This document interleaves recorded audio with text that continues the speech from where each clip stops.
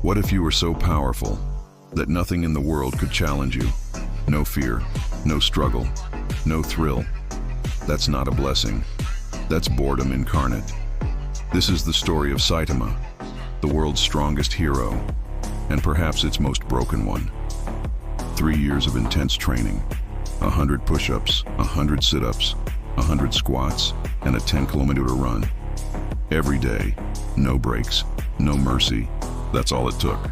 Or maybe it took something far greater, his humanity. He gained limitless power, but lost the very thing that makes us human, the need to improve. Now, he wanders through life searching for an enemy who can make him feel alive again. In the world of One Punch Man, heroes and monsters aren't opposites. They're reflections of the same chaos. The Hero Association, built on ego, politics, and fear, is no less corrupted than the monsters it fights. Every hero has a story. Some fight for justice, others for fame, and some just to prove they exist. But Saitama, he fights for the fun of it. That's what makes him terrifying, and strangely, pure. The Hero Association values rank and recognition, not true power. That's why Saitama, the strongest being alive, sits forgotten at Class C, while frauds rise to fame. But the real war isn't between heroes and monsters. It's inside Saitama's heart. Because when nothing can challenge you, you stop growing. And when you stop growing, you stop living. Then comes Garou, the anti-hero, the monster born from ideals. A man who hates fake justice, who sees hypocrisy in every so-called hero. But unlike Saitama, Garou wants to struggle. He craves the climb. He's the embodiment of what Saitama lost, the hunger to become stronger. And yet, fate is cruel. Because even Garou's evolution, his monstrous transformation, ends the same way everything else does, with one punch. But Season 3 changes everything. The veil lifts, and a new entity emerges. God, not a metaphor, a being that grants power at the cost of your soul. Garou becomes his puppet, a divine monster, and for the first time, Saitama's strength is matched. When the unstoppable meets the unholy, what's left?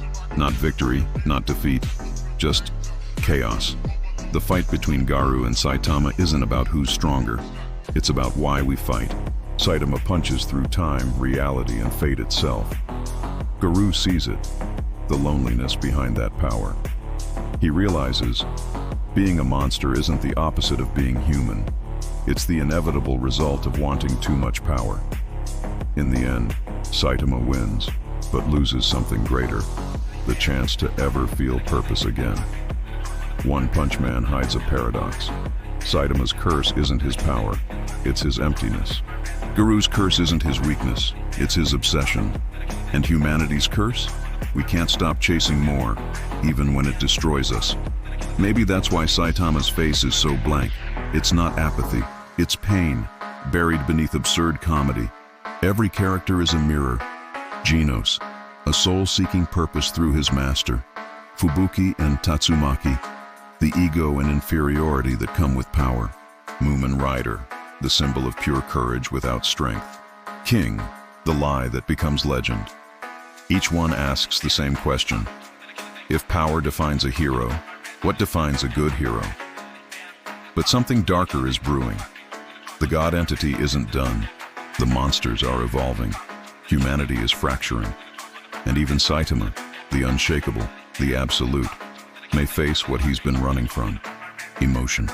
One Punch Man isn't just about comedy or carnage. It's about the human condition, the irony of strength without struggle. It's about heroes who bleed and a God who laughs. And somewhere between the punches and the jokes, it whispers a question we all fear to answer. If nothing can challenge you, what's the point of being alive? He smiles faintly. Guess I'll go buy some groceries. Subscribe for more.